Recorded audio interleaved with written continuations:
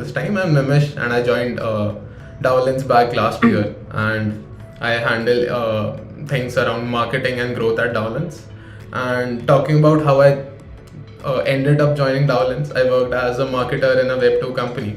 It was very much generic. We used to sell insurances and mutual funds, all the generic finance things. And then I just wanted to try out Web3, and DaoLens itself seemed to be a very interesting opportunity since it was into DAOs, not just into Web3. So that was really interesting. But yeah, thanks for asking, Deepa. And we would like to jump off to your introduction once. Everyone knows that you're founder of Impact DAOs. You have been in this space for more than a decade now. Not just through Web3, you have been doing it before as well.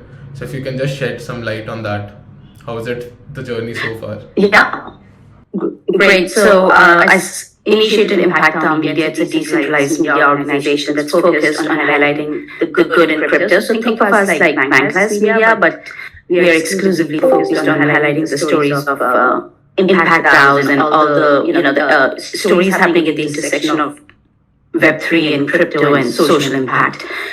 This is I've been a social entrepreneur all my life. I studied social development in Tata Institute of Social Sciences. So, many of you may know it's in Bombay, it's in TIS. So I'm originally Indian.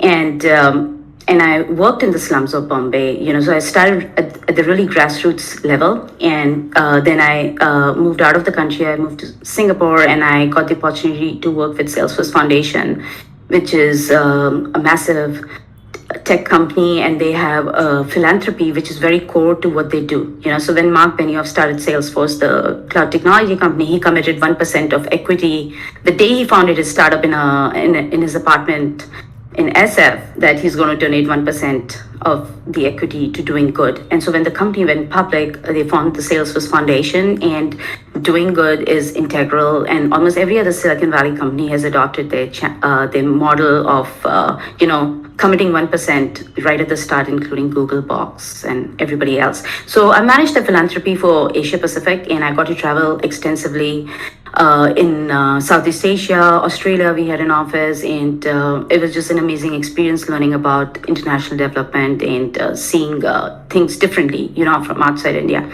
And subsequently, I moved to California, and it was the golden years of Silicon Valley, and there was a lot of tech happening at that time, like a lot of new companies were forming, like Airbnb and stuff. So I started looking at companies that are using technology and platforms to do good, and I started documenting them, writing about them. I ran a publication at that point of time in California, and so I've always been interested in this intersection of technology and social impact, and I've been writing about it. I've worked in it, and I have this really grassroots understanding.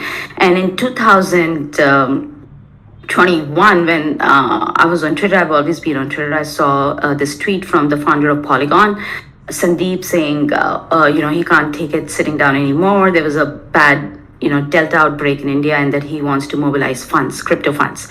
And his tweet got retweeted by Balaji, somebody that I follow on Twitter, and I was very fascinated. I'm like, what's happening? Like, can crypto do anything? Like, there's a bad outbreak in India. I know hospitals lack infrastructure. There's a need for oxygen cylinders and stuff like that. But can this magic internet money buy anything? Those are the real needs right now that need to be fulfilled. And also, how will they get the funds to India? Because I understand the regulations. There is something called FCRA. You got to have like this certificate to bring foreign funding to any nonprofit. So there were a lot of questions in my mind, and I wanted to follow the campaign. And I just started writing about it, tracking it from day one. And I saw how they opened a bank account. They got like $1 billion worth of donation from Vitalik Buterin and Shiba coins, and how carefully they liquidated those coins by not doing it all at once. So it was a very interesting campaign that I documented, and that's how I got into Web3. And I'm like, okay, Web3 has the potential to do good, and I should look at it more closely. And around the same time, in El Salvador, they passed the Bitcoin bill, where they made Bitcoin the legal tender, and 70% people didn't have bank accounts in that country, and they still deal with hard money. They don't, it's not like India where people have digital wallets now. Everything is very mobile. There, people still deal with hard money. And so overnight, 70% people got crypto wallets. I mean, they bank on the mobile phone, and they don't have to line up anymore to pay, say, electricity bill. They can just do it sitting in their house because they've gone completely digital. So it was very fascinating to see El Salvador's use case of Bitcoin adoption as well. And so I've been in the space, and I got into DAO space just in 2022, last year, when Ukraine DAO was formed in response to Russia's attack. And again, I saw how quickly the team on the internet gathered to mobilize funds. They raised about $7 million in 5 days for people affected by Russia's invasion. All the Ukrainians that were fleeing, and even to support the men in Ukraine, because everybody had to fight at that point of time. And the DAO still exists, so the fundraising phase is over, but they are now fighting the disinformation that Russia spreads about Ukraine, and they work very closely with the Ukrainian government. So it was a very fascinating start of a new way of doing good that I saw happen on the internet, and I wanted to go deep down and understand how it can change the future of doing good, like people collaborating on the internet. No more in physical locations. They're no more limited by geography anymore. And I thought it could totally replace the nonprofit model, the non-governmental organization model, because they're very location based, and this is more futuristic. So I just went down the rabbit hole of DAOs, and I started Impact DAO Media. I wanted to form a DAO to study DAOs because I thought that's the best way to get hands-on experience on DAOs and what it is to work with strangers on the internet. And 22 people collaborated on this project that we undertook, which was to research 12 Impact DAOs. And just learn everything about them from inside out. And we picked some of the best at that point of time. There were very few in 2022, which had like 5 months of experience to begin with. There was nobody that was a year old at that point of time. And so we had Proof of Humanity, we had Gitcoin, we had Good Dollar, which is an unconditional basic income program. We had some of the best not nonprofits, but DAOs that were focused on doing good, part of a study. And after the study, we wrote a book. It's called the Impact DAO book, where people can learn about this category of DAOs, which is different from DeFi. Their value systems are different. They function a bit differently, and how they DAO and how they're making an impact. So it's a great book for anybody who's just starting new in Web3, and also people in Web3 who don't know much about the good side of our ecosystem. A lot of interesting things over there. I really like the terminology that you used for crypto, basically internet magic money. I think that's what it actually turned out to be. A lot of us who were trying to coordinate across countries. And dialing and just about the book. So if someone has not checked it out, the book is really awesome, and I really like the format of how you have done it. It's a continuous book. It will keep on adding chapters with time as our understanding of Impact DAOs evolve, as Deepa gets to interact with them. So that's really awesome. So I just wanted to double click on that point where you mentioned that how you realize that how traditional NGOs would change the way they function because of how DAOs are structured. So what do you think are fundamental things that just changed with this new form of raising capital, new form of coordinating people? Yeah, I think the one most important thing is trust. We don't trust nonprofit organizations anymore because we don't know what's happening inside, right? They're so closed. They're so how decisions are made, how funds are allocated, why they do certain things. It's never communicated. They just may share an annual report saying this is how the funds were spent. But as donors, we don't trust them anymore, right? There is a lack of trust. And I think what DAOs do, besides all the technology that we have to build trust, through multi-sig wallets and stuff, I think all the building in public is and building in open is a very, very big advantage that Impact DAOs have, which nonprofits don't have right now. So, anybody can come and join your Discord. They can sit on the sidelines. They can watch your culture. They can see how you it's like your internet office, right? Impact DAOs have that as an internet office. And so the right to entry to that office doesn't have too much. The barriers are minimum. Anybody can come to your Discord and sit there and observe you, and absorb your culture. But with NGOs, we have no way how decisions are made. I've worked in NGOs, and I know how decisions are made, but a lot of people don't know, and it's very centralized. Again, it's the executive team deciding how the grants should be allocated, and the board members are the ones who make a final decision. But board members don't spend too much time researching because they're busy people. They're heading their big organizations, and this is voluntary work for them. So it's basically the executive team that they nod their head to and say, okay, this project is great, let's go with it. But in a decentralized way, it's more collective decision making. And I'll give you an example of Kimball Musk. He's the brother of Elon Musk, and he started a DAO. So he runs this nonprofit in the US where they fund community gardens across, they give small grants across America for school gardens and community gardens.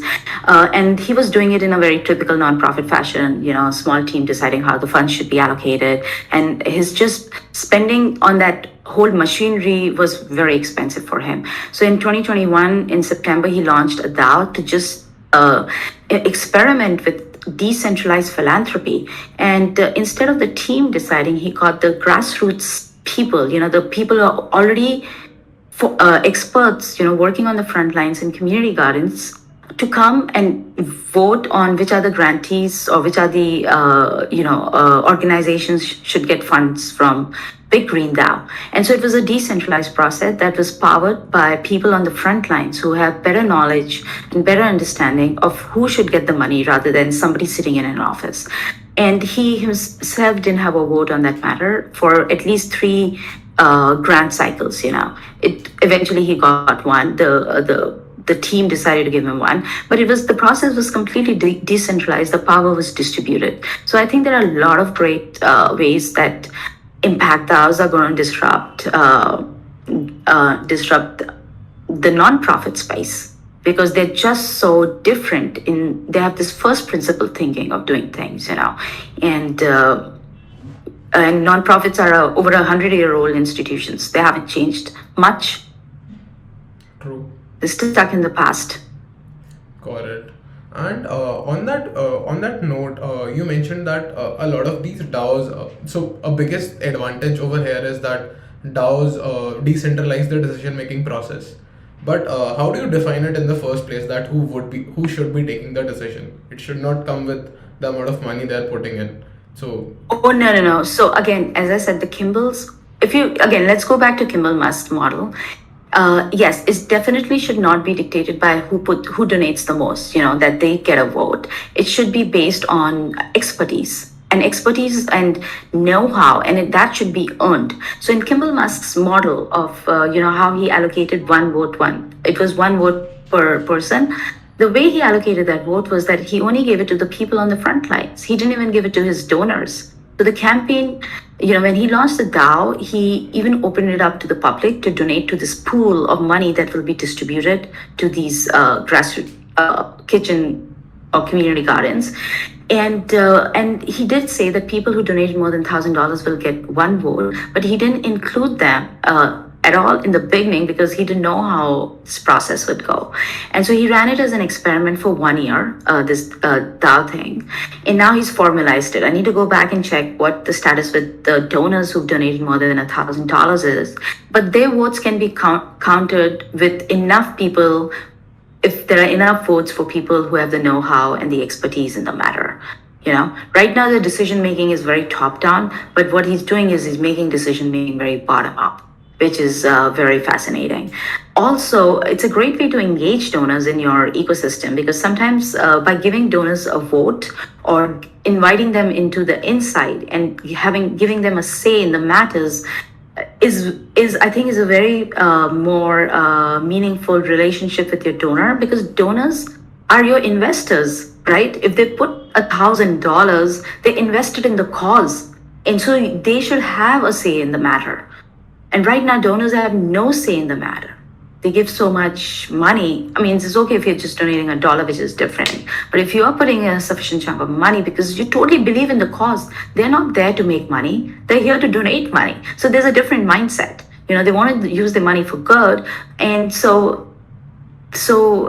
okay to have vote, but I think it can their decision making power can be countered by having more people with the know-how. But it's equally important to engage in the process. Makes sense. Actually, I think that's a really important point. Plus, even one way how DAOs can become a better fundraising tool, because it gives more action or more authority to the person who is actually doing it. So from this, I just going back on one of the pointers that you mentioned, that how Ukraine DAO is working closely with the government. So I don't see that happening in a lot of countries. Just like the Polygon example that you mentioned, that how they had to. That's right. Yeah. So how do you think see that happening? Yeah, so Ukraine's government, I would say, is very progressive government and very technology forward government. I think they knew that the attack is imminent, it's going to happen, and so they had already started stockpiling crypto, and they were the first government that officially fundraised in crypto. Their ministry had opened crypto wallets, and I remember, because I was tracking this campaign from the beginning. Initially, Vitalik Buterin put out a tweet saying, "Hey guys, don't trust the address because you don't know who opened it, because it's so strange. Like, the ministry is putting out like, this is our crypto wallet addresses. Please donate here." And then later they do a bit of more research around those addresses, and they say it's legit. And they raised so much money. I forget the number. I think they raised more than 100 mil in crypto. And so it was the first government that officially said, "Hey, we are raising money in crypto," and it was just far more easy to transact with cryptocurrency, right? It's all internet. As long as you have internet, you have access, right? And I think the local exchange there at that point of time, the cryptocurrency exchange. I don't remember that person's name, but I attended one of his Twitter spaces, and he talked about how he was working very closely with the government in terms of ramping crypto, because at the end of the day they have to make payments in real dollars, like for whatever the weapons and all, whatever the need of the hour was. And actually he did mention that crypto donations didn't go to buy weapons; it went to buy equipments. The vests and helmets and everything that's needed for the soldiers, and also for the Ukrainians who were fleeing the country. So they were very, very particular to not use that chunk of money, the donation chunk of money, for weapons. Interesting. That's a very beautiful thing happening, that a lot of people who are just feel very deeply about a cause coming together do that. But yeah, from this point, let's say, since there are a lot of hurdles right now in the way of a new Impact DAO existing, because governments are not very much aligned on that. So what would be something that you would suggest someone who is starting out in this space, who are trying to found I think there are a lot of legal loopholes right now, and and also there is no infrastructure in place. It's so confusing because these are internet-based organizations, right? And then your work arrangements, obviously you're not an employee right now. The way DAO scene is that most of the DAOs have part-time contributors. They're very bounty-based contributors, so they're very task-based contributors, and it attracts a certain kind of people because you need to be proactive, you need to be entrepreneurial. So it attracts a certain kind of people. But because we are still a subculture, DAOs are still a subculture. Nobody is really, majority people in the DAO landscape are part-time contributors and task-based contributors. There are very few full-time paid contributors. Like I'm contributing full-time, but I'm unpaid full-time contributor, but at least I'm the glue in my DAO. So it's like that. But everybody else, the 22 people who contributed, were part-time, and they're just passionate and motivated by the cause. That's what excites them, and that's why they're there. And a lot of, in terms of how you should be invoicing, and there are a lot of gray areas around that, but it's all happening. they get paid in crypto, and all contributors get paid in crypto. At least as far the ones that we studied as part of a research study, they all get paid in crypto, and they're very happy with crypto donations, not donations, but crypto payments, because it kind of diversifies their sources of income too, right? Like it's in different asset class. And but there is a DAO called Lex DAO, which helps and provides free legal aid to organizations that want to start impact DAOs.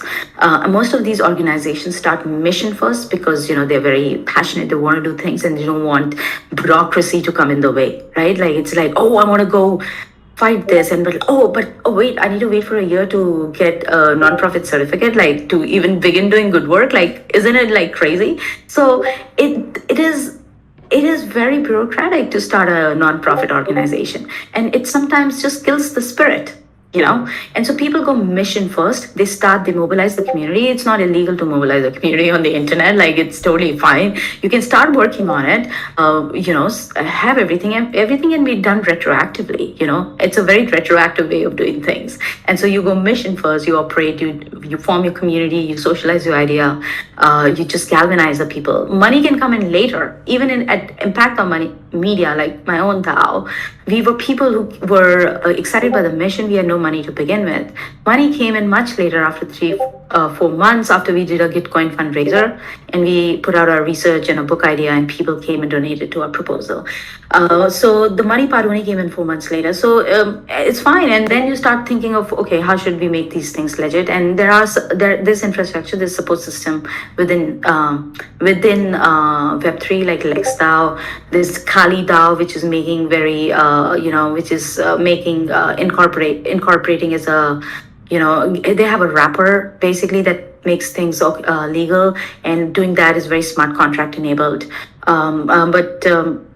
But there are certain areas which are pretty gray at this point of time, but nothing so at the very far end of things, because they are not DeFi DAOs, right? They're not dealing with tokens. Most of the impact DAOs do not believe in financial tokens. Their ways of incentivizing is through non-financial tokens. And so it's much simpler in the case of impact DAOs to form these organizations. Got it. I think that this absolutely makes sense.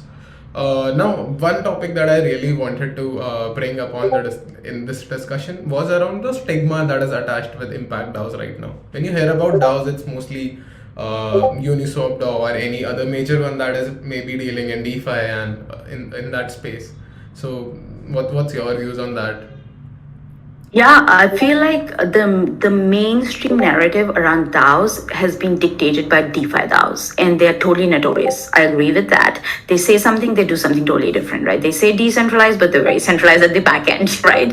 And all the initial mainstream media around DAOs were DeFi DAO stories, right? I mean, I read this article in Forbes, and they talked about how about this contrast of just to galvanize and mobilize the community, they will chant everything, decentralization and transparency and co-partnership and everything. But in the back end, they're doing something totally different. So the mainstream narrative about DAOs is dictated by DeFi DAOs, and which is very sad for the entire space, because this is not how the entire space operates. There are different value systems for different kinds of organizations, and impact DAOs have a totally different value system. And I feel like they should be the North Star. They should be the template that the other DAOs should follow, because they totally believe in the ethos. So they not only believe in the ethos, but they practice the ethos too. If they say decentralization, if they say making an impact, we're here to do good. And that's why a lot of them don't want to start with financial tokens, because they know what financial tokens bring. And also they know if you start with the financial tokens, you're just attracting the wrong kind of people to your community, because those people are there for a different reason. They're not there to make an impact. So it's a very different value system that impact DAOs operate from. And it's kind of sad that our narrative is dictated by DeFi DAOs. And actually, I had an opportunity to contribute at this paper that got published at World Economic Forum. It's the first DAO publication by World Economic Forum, so which gives it a lot of legitimacy, right? Because World Economic Forum has written a report on DAOs. They call it the DAO toolkit, and when they were writing that report, I had an opportunity to contribute and edit, and because they knew that I'm doing research, I'm deeply into Impact DAOs, and I was sharing all my research with those people because we were publishing stories and research as we were going along. And they invited me to come and contribute on that paper, and I actually went and edited the definition of DAO. So they're not autonomous, they're not they're not like Amazon warehouse where robots are working, like they're not that. They're very human organizations. They're people having conversations, their relationships. They're not autonomous the way it's painted to be, everything being on chain, permissionless, trustless. No, it's not that. So, I mean, those things are there to enable stuff. Their smart contracts are there for efficiency, for transparency. They have different reasons, but they're not there to replace human beings. They work in conjunction with human beings. That's really interesting, actually. A lot of us these days are viewing us from that angle. Just like I think Devika was mentioned that we were in a AI DAO's Twitter space last week on DaoLens itself. So there were a lot of discussions around how AIs would be taking over the roles of individual contributors in terms of making a decision and meta governance. But yeah, I think at the heart of it, human beings would have to be there because that would be the guiding force throughout the process. So that makes a lot of sense. And I feel like AI will liberate human beings to do higher things. They don't have to do like just to give you an example, going back to Impact DAO Media, last season 1 when we did the research and we were recording every interview that we did with the builders and as a to stream it as a podcast. So we interviewed. Our research methodology was that we would interview these founders and contributors that are working in 12 Impact DAOs, and we ended up doing 30 interviews. So 3 interviews or 3 or 4 interviews per DAO. And we recorded every single interview and we broadcasted it as a podcast later because we thought they're really insightful conversations. And also we published them as a blog. And literally we were using Descript, but I still had people we gave bounties to do the transcription work. But now AI has a very powerful transcription tool that I'm going to be using. And so it saves money, right? It saves money. And now contributors can contribute at a more higher creative level. They don't have to do transcription. It's so boring. Listen to audio, transcribe, make sure it's been done properly. So I feel like it will liberate humans to do better things, more higher level stuff. And the AI and crypto and everything else is a tool to assist human beings. They will never replace human beings. Got it. Makes sense, definitely. Jumping on to another topic. So talking about DAO specifically these days. Talking about the work that you people are doing in your DAO. So what are the major challenges operationally that you would be facing at Impact DAOs currently, even functioning as an organization? Yeah, I think coordination is a big challenge because we are, based on the internet, the teams are distributed. And coordination was one big challenge that I faced in season 1. And we're doing a lot of work in terms of improving our organization structure now so we don't end up coordinating at such a large scale. But we were basically just the whole community, like, whoever was interested, actively contributing in that project was basically structured around one, we were doing research. So basically it was that. And also because I was the only full-time contributor and everybody else was part-time, I ended up being like a central point of coordination. So everybody, we were decentralized, but it kind of became very central point of coordination. So I want to make sure that going forward into season 2, which we are into season 2 now, and the team is brand new because new people have joined. Some from the old team are still there. We're going to be structured at a pod level. There will be pods, which will be units, smallest unit, not more than 5 people, taking care of different things, activities that goes into a DAO, and each of this pod will have a leader or two leaders.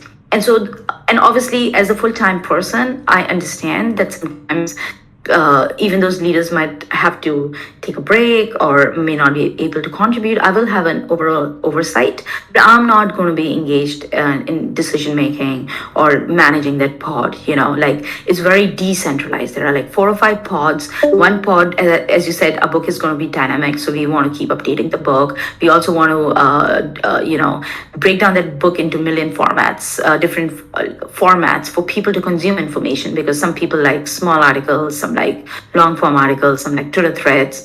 So there's a whole strategy and a vision around the book. So we have a pod around that, and it will be not more than 5 people, because that's what we've realized. In order to effectively organize on the internet, the bigger the team, the more coordination becomes a massive issue. And so there'll be 5 people, and there will be co-leaders. We have a pod for podcast. We have a pod for research.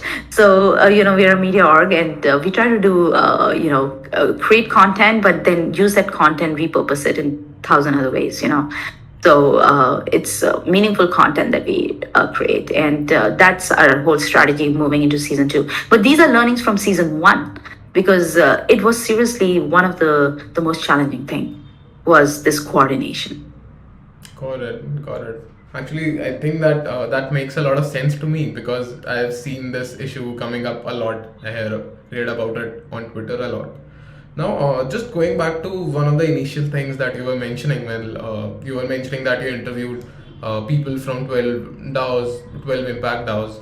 So, but the challenge over there was that a lot of them were new. You could only find 12 that were more than 5 months old.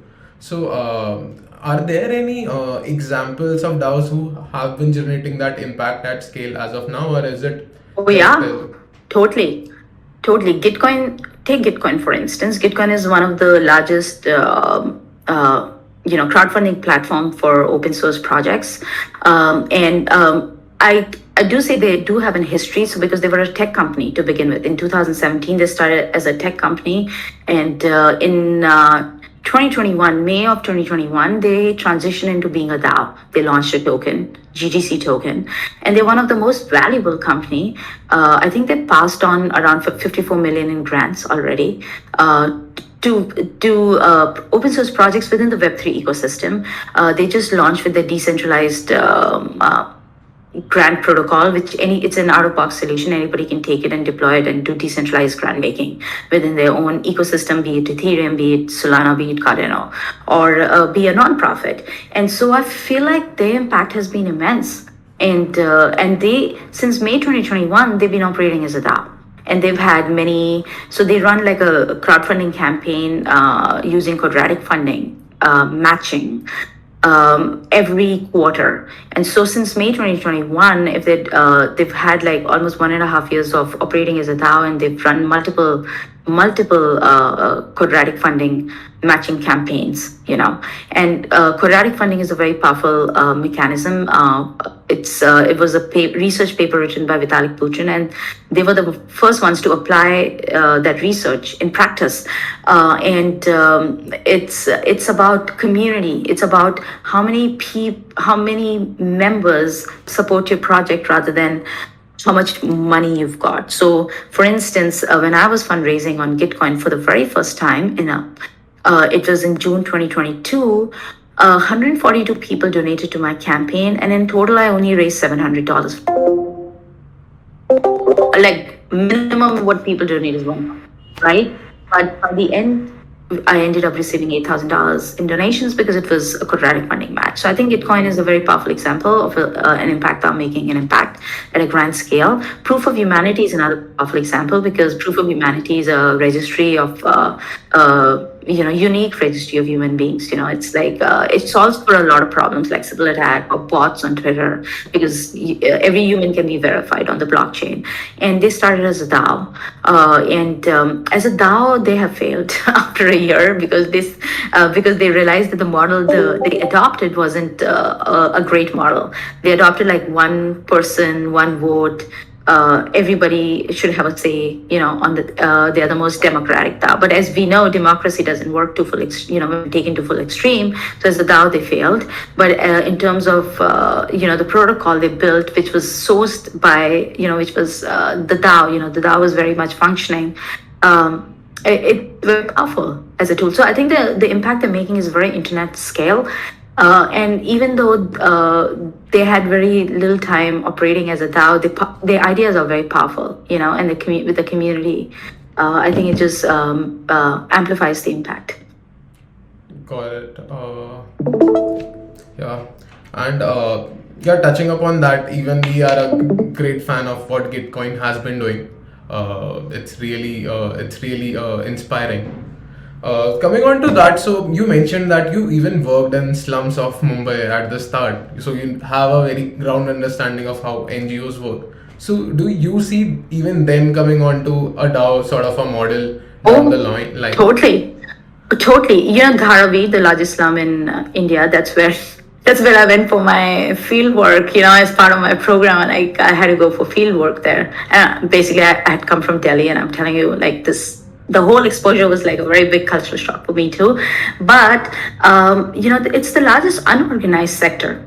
There are like so many enterprises, and they're not unorganized, means they're not even registered, but they contribute to the GDP. So for instance, the leather industry, right? So much of leather tanning happens in Dharavi.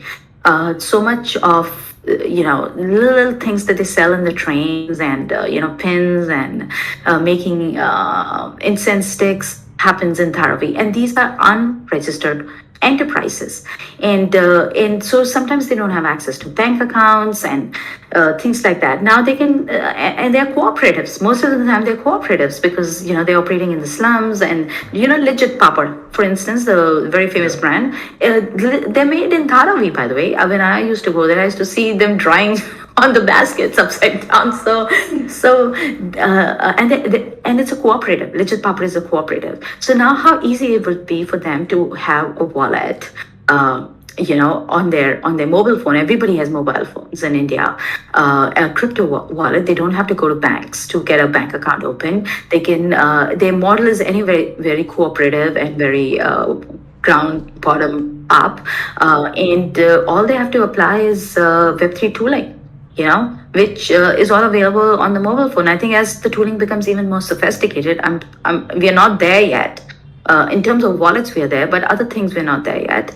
I think it's a very powerful model. It can go down. It can be totally implemented at the grassroots level. They can have a token, may not be a financial token, but a token to measure the contribution of every member in that collective. In their enterprise. So it's very powerful. Awesome. So just taking a moment here for our audience to pour in the question. So if you have any question, just drop it in the chat. We'll be picking it up in the conversation. But yeah, just continuing on that part, Deepa, just what you said, I think it makes a lot of sense. But in terms of how you were mentioning that these impact DAOs would be defining how DAOs should be in the future, because these are actually decentralized. So what do you think are the major changes that would come down the line in the definition I think of DAO itself? non-financial tokens, non-financial governance. Right now, anybody can buy a token on your decentralized exchange and get the voting power, right? And can start participating in your governance, which is very uneasy for somebody who runs DAO, because these are strangers who may not have context to what's happening, and now they have a right on your matters. And I'm very against that, because I feel like people who are operationally active have a better understanding of the decisions that needs to be made. And so again, every decision should not be treated in a similar process. There should be different layers of decision making and different methods applied. So when there are operational decisions to be taken, I think it should be done at the pod level decentralization, pod level decision making. When you want to engage your entire community, they should be done on matters which are not very core to your operation. which will not affect the growth and your success as an organization. They could be on things like, as a media organization, it could be on things like who should we invite as a guest. Let's have a more democratic process rather than me deciding who should be the guest on my podcast. So we can have community engagement matters like that. So I feel right now the governance is dictated by financial tokens, but in the future DAOs will have non-financial tokens, soul-bound tokens, which will be awarded to contributors. They will also help with token gating and other things. So that's one big change that will come in DAOs, which will be non-financial governance, governed by non-transferable tokens. You cannot sell them; they are awarded to you. It's the soul-bound tokens, and we'll be using them in a DAO very soon. We're working with Autospace. They're based in Germany. They're developing soul-bound tokens. They're the first ones to build the rails after the soul-bound token research paper was released in May 2022 by Vitalik Buterin. And so we'll be rolling soul-bound tokens within our own DAO. And contributors will get a say, not the ones who come in with money. Awesome. Just another point that you mentioned, highlighting that how decision making should be different for different kind of processes. Basically, how operational decisions should be made in another way. Now, just diving into the questions that we have from the audience. Yes, so we have a question from that is about what is the process for conducting research and gathering knowledge for the impact book. What kind of process did you? Yeah, so the process was that we spent a month identifying which are the 12 impact DAOs to include in our research. So that was an entire research project in itself. There were no lists available. The scene was very new, and it was very hard to even find DAOs that were more than 5 months old. That was the minimum criteria we had set. As of June 1st, 2022, only DAOs that have been operational for 5 months and more will be part of the study. And it was very hard. And a lot of Web3 projects were coming to us like, hey, Toucan came, which is a very big protocol. They made carbon credits on chain, and they're like, can we be part of your study? And I'm like, but are you all a DAO? And they're like, no. So so there were Web3 projects, but they were not DAOs, and we were very interested in studying the organization model, the new operating structure. That was our objective. It was not to study protocols. So we took a month, and we put in a lot of work in terms of identifying 12 impact DAOs. We found the best, and they are the best, seriously. And there are more now to be added to the list. That's why we're starting with season 2. Our research methodology was we want to do interviews. We don't want to do surveys, because surveys sometimes give you very black and white, they're yes or no. They're very fixed in terms of response. But with interviews, one-on-one interviews like you and me are having, you can really get into the mind of the builder and understand the kind of decisions they made, why they have made certain decisions, why they use a certain tool over a certain tool, and we just wanted to understand, how they structure and why they do certain things. The why was very important for us. And I think that cannot be extracted through surveys. And so we did one-on-one interviews. We also interviewed 3 or 4 members per DAO. So our goal was to not just interview the founder, because founder might have a different perspective on how a DAO is running. For him, everything is like happy. But the contributor might have a different perspective on how a DAO is run, And so we interviewed contributors too. We also wanted to understand from contributors, how do they feel getting paid in crypto? Right? It's a new currency that they're getting paid in. And sometimes it's the DAO's token, which goes up and down pretty rapidly. So how do they get, at Gitcoin, they were getting paid. They had full-time employees, and they were getting paid in GTC. And I was very curious to know, how do you feel getting paid in a DAO token? Like, your livelihood is dependent on this. And how do you manage the uncertainty, right? You got to pay your rent, and you're paying everything in local currency. So how does it feel? So it was so nice. And all of those interviews that we've had are now available on a podcast. We launched a podcast called All About Impact DAOs, and there are 24 episodes that you can go listen to. And they're very insightful. They really go into the mind of the builder in terms of, and contributors. Like builders are both founders and contributors. So.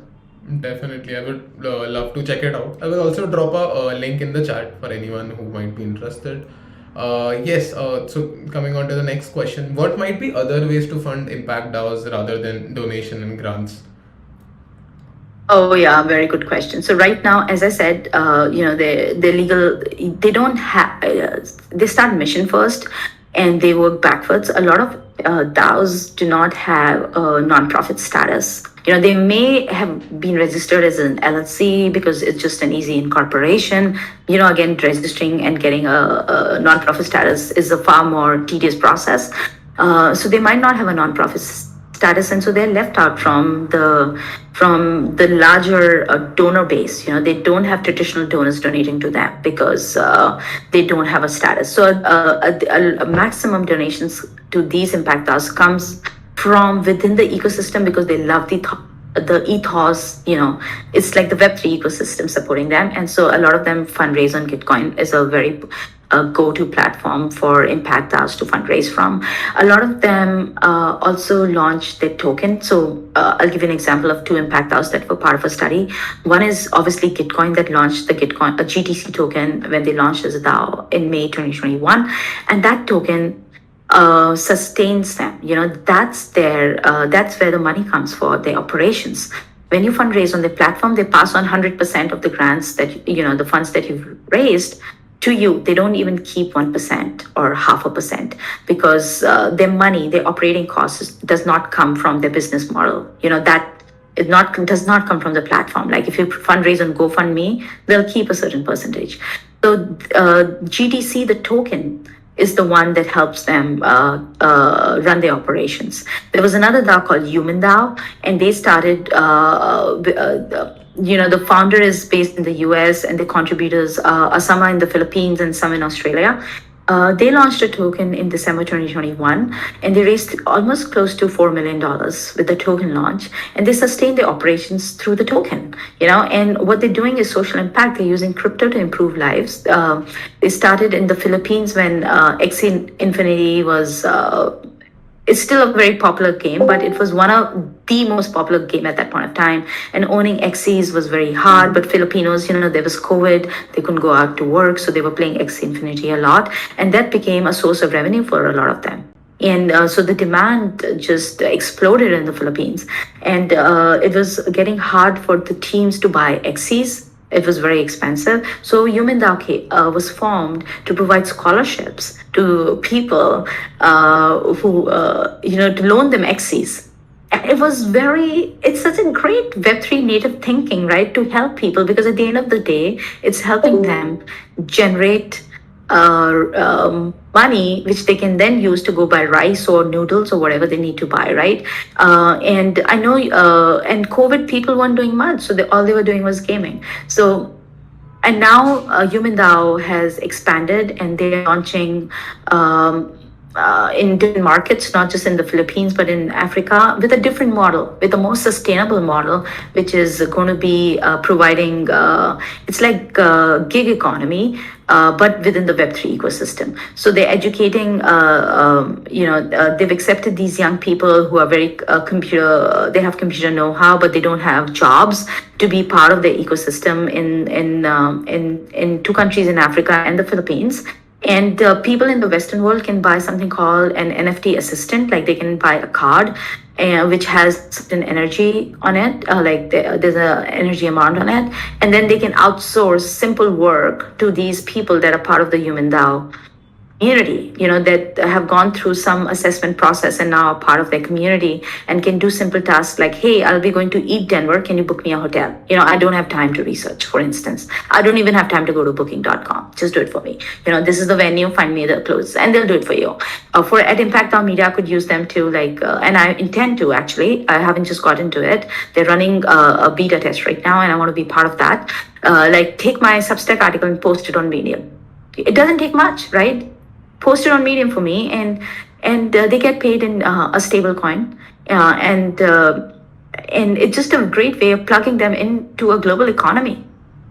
So Human DAO does that, and they sustain their operations through token sales. So that's another avenue for fundraising. You don't have to go begging to the donor every time. You can create your own funds. That's really interesting, the way it's working. maybe down the line it would replace Fiverr itself as one of the go-to platforms to get anything done. But yeah, within the Web3, yeah, they're right now they're going, yeah, it will be because it's so amazing. Like people have qualifications, they don't have jobs, they don't have opportunities, and they have cell phones, right? And so why not just use internet and mobile phones to connect them to a global economy? And obviously, their thinking is very Web3. They're very Web3. Human does launched with a token. They think very Web3. So every tool that they're making use of, like NFT assistant, is like an NFT card that you own. So it's a very native thinking. yeah, I think Philippines could be a crypto case study itself. Even Axie, Human DAO, plus I think earlier we were mentioning that 70% of the people over there never had a bank account itself. So That was in El Salvador, but Philippines is the second largest user of cryptocurrency. You know, if you look at the report, I think there's one publication that publishes a report. I forget the name. They're pretty credible in the crypto space. Vietnam has been the number one user of cryptocurrency. It's mostly countries from the emerging markets, then the Philippines. Then I think third or fourth was Ukraine, and then India. And America was somewhere sixth or seventh. But the top 20 countries were all emerging countries. So they are the largest user of cryptocurrency because they see, you know, in countries where inflation is super high, say Lebanon, and, you know, where they destroyed, where there are war-stricken countries, that's the safest place to park your money. If as long as you know you've done your research and you know where you're putting your money. yeah, makes sense. Quickly jumping on to the next one. Yeah, Pi. Question from Pi. How do we decide who's the lead in a pod in a decentralized organization?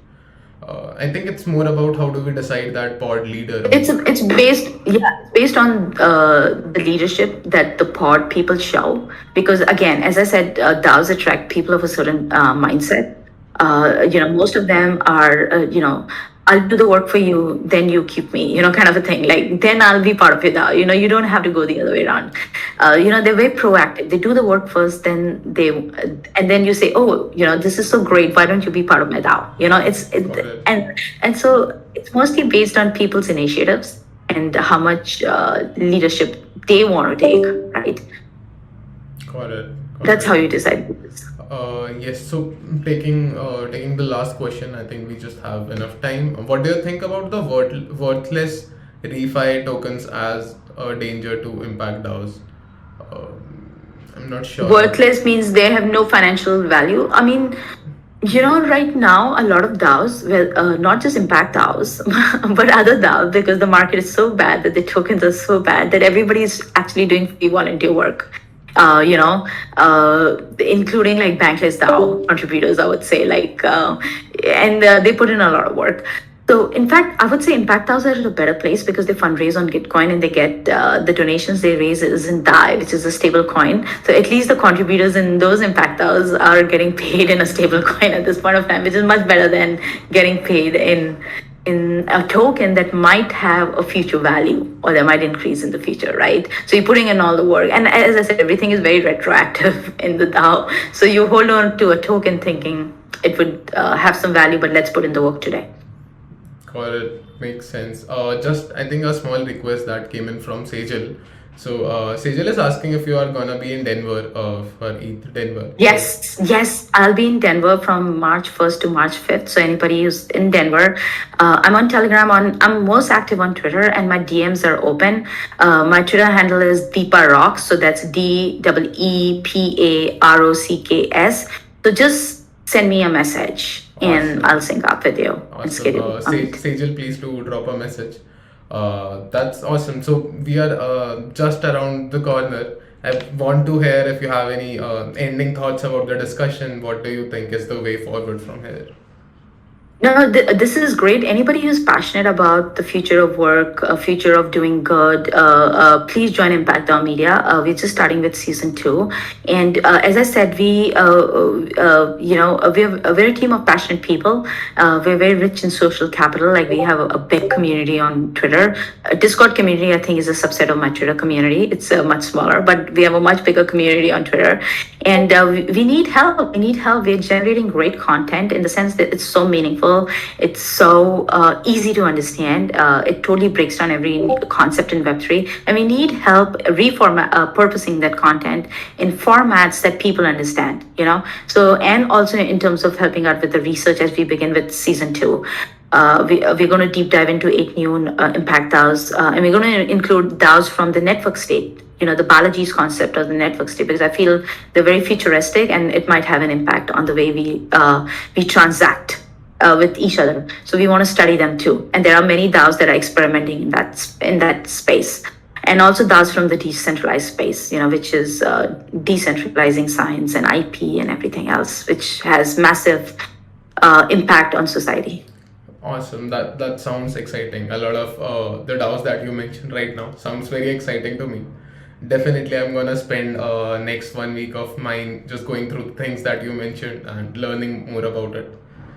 But yeah, Great. it was great to have you. Yeah, thank you so much. And I'm so grateful that we had this conversation and that I got to share about Impact DAOs and why they're going to replace the nonprofits. Awesome. Awesome to hear from you. Thanks. Thank you, Deepa. Thanks a lot for coming up. Bye-bye. Bye.